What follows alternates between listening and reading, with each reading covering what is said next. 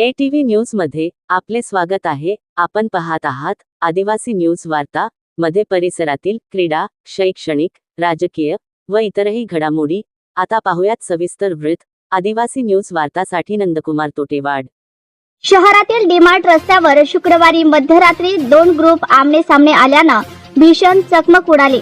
या हल्ल्यात 2 जण जागीच ठार झाले, तर त्यानंतर शासकीय रुग्णालयातही खून झाल्याने मृतांचा आकडा 3 वर पोहोचला आहे। घटनेमुळे शहरात दहशतीचे वातावरण निर्माण झाले आहे।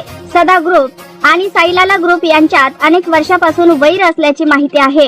काही दिवसापूर्वी अरिजित सिंग उर्फ अजय सिंग आणि शहबाज यांच्यात वाद झाला होता। शुक्रवारी रात्री सिनेमा पाहून परतत असताना अरिजित सिंग व त्यांच्या मित्रावर शहबाज आणि त्यांच्या साथीदारांनी पाळत ठेवून हल्ला केला।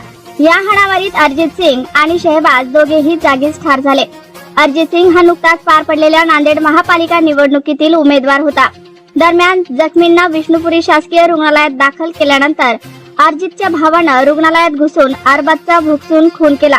घटनास्थळावरून पोलिसांनी 3 दुचाकी, खंजर व अन्य साहित्य जप्त केले आहे।